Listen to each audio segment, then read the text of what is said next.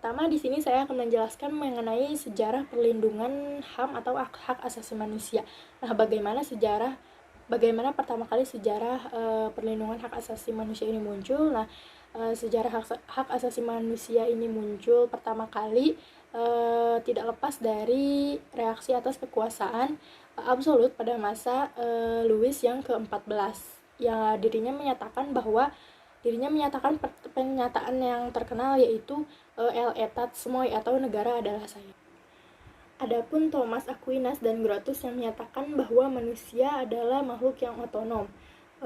Lalu dilanjutkan lagi oleh John Locke yang menyatakan bahwa hukum kodrati berpandangan bahwa semua individu dikaruniai alam hak yang inheren atas kehidupan, kebebasan, dan harta yang merupakan milik mereka dan tidak bisa diambil atau dimiliki oleh orang lain, termasuk oleh negara itu sendiri. Definisi hak asasi manusia atau HAM menurut DUHAM atau Deklarasi Universal HAM pada tahun 1948 Perserikatan Bangsa-Bangsa, HAM sendiri adalah hak-hak yang dimiliki manusia semata-mata memang karena manusia. Nah, umat manusia itu sendiri memilikinya bukan karena diberikan oleh masyarakat atau berdasarkan hukum positif, melainkan semata-mata berdasarkan harkat dan martabatnya sebagai manusia. Oleh karena itu, setiap anak berhak membentuk keluarga dan melanjutkan keturunannya melalui pernikahan yang sah. Dan setiap anak juga berhak atas keberlangsungan hidup, tumbuh, dan berkembang, serta berhak atas perlindungan dari kekerasan dan diskriminasi yang tertera juga pada pasal 28B. Nah, selanjutnya yaitu ada deklarasi HAM atau Deklarasi Hak Asasi Manusia. Nah, deklarasi ini dibuat oleh negara-negara walaupun biasanya mengidentifikasikan pemahaman nasional dari sebuah hak.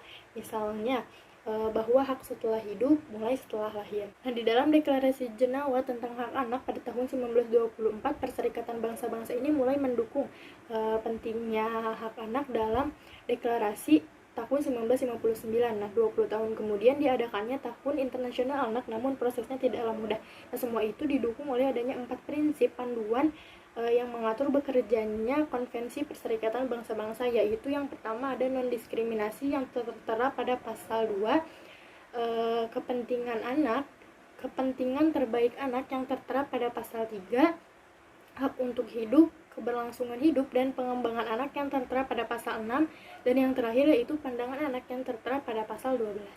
Selanjutnya yaitu menurut UU-PA nomor 35 tahun 2014 yang mendefinisikan anak adalah seseorang yang belum berusia 18 tahun, termasuk yang ada di dalam kandungan. Sedangkan menurut Konvensi Hak Anak, anak adalah seseorang manusia yang di bawah umur 18 tahun kecuali menurut undang-undang yang berlaku pada anak. Nah, kedewasaan dapat dicapai lebih awal. Nah, setelah mengetahui definisi anak, di sini ada hak untuk mendapatkan perlindungan bagi anak, yaitu anak yang sedang dalam situasi darurat, anak yang sedang berhadapan dengan hukum, anak dari kelompok minoritas atau yang terisolasi, anak yang dieksploitasi ekonomi maupun seksualnya, anak korban obat-obatan terlarang, anak korban penculikan, kekerasan, penelantaran, pornografi, anak dengan HIV atau AIDS, anak korban kekerasan seksual, anak korban jaringan terorisme, anak disabilitas atau perilaku menyimpang, dan anak korban stigmatisasi dan pelabelan terkait kondisi orang tuanya itu sendiri.